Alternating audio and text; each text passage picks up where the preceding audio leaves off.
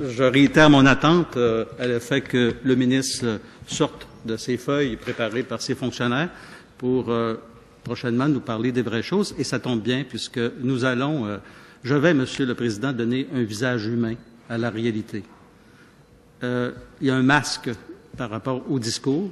On tous reconnaît que le secteur agroalimentaire ne va pas mal partout. Là n'est pas la question. La question, c'est qu'il y a une crise agricole dans certains secteurs et on va y mettre un visage humain. Monsieur Simon Marceau est ici, dans les gradins. Monsieur le Président, Monsieur Simon Marceau, un producteur de porc, une 5e génération, avec son fils André, à Saint-François de la Rivière-du-Sud. Ça, c'est dans le comté de Montmagny-Lillet, de notre collègue de Montmagny-Lillet. Il a tout perdu. Si les gens veulent voir son histoire, Loi Blanche, qui est le journal régional, a toute l'information. Il y a des vidéos. Il exprime ce qu'il a vécu et c'est très contemporain. Monsieur le ministre, le nouveau ministre, était déjà en poste quand tout s'est finalisé au mois d'avril.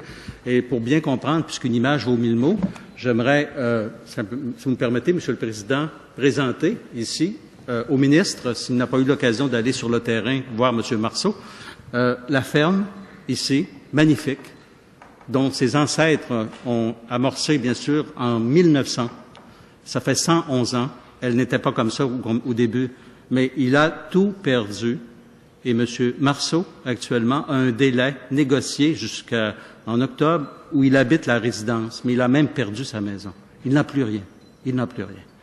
Et je l'amène, Monsieur le Président, parce qu'il faut mettre un visage humain au drame.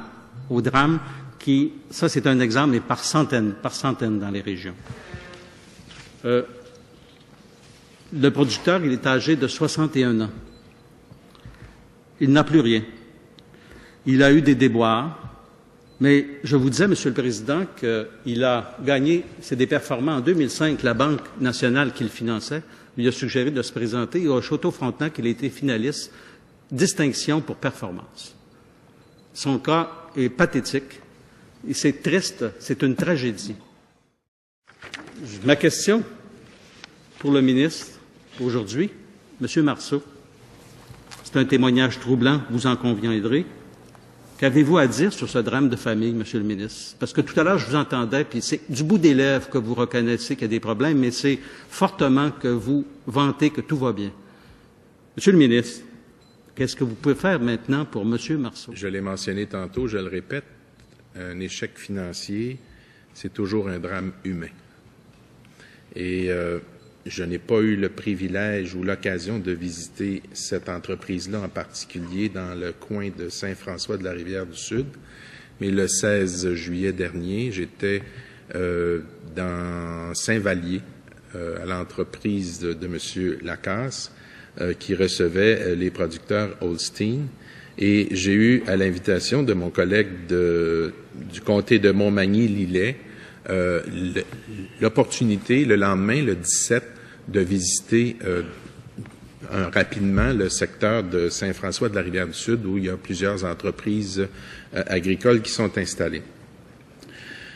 Il y a des échecs financiers dans le secteur porcin ou dans n'importe quel autre secteur, je le dis et le redis, c'est un échec humain.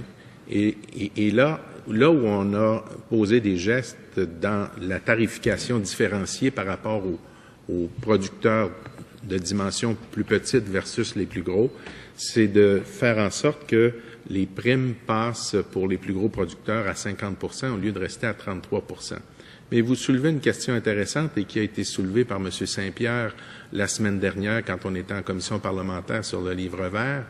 C'est toute la question de la modélisation et vous vous rappellerez sa maxime où il a dit « un seul port, un seul producteur, une seule région ».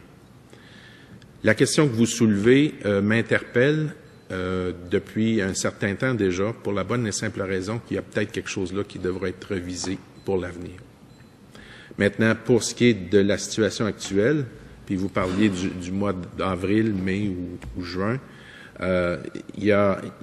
on peut se pencher à nouveau sur le dossier, mais je pense qu'il y a des décisions qui ont été prises par l'entrepreneur, ses créanciers, S'il y a des opportunités qui s'offrent pour faire différemment, faire autrement ou faire d'autres choses ailleurs, on pourra regarder ça si M. Marceau est intéressé. Maintenant, Monsieur le député de Kamouraska-Témiscouata, je pense que on n'a pas nécessairement à commencer ce matin à faire des études dossier par dossier, parce que là, on embarque dans du nominatif. Et là, moi, j'ai pas tous les éléments de ce dossier-là. On constate, vous nous présentez le résultat, mais comment on en est arrivé là, ça, j'ai pas l'information complète.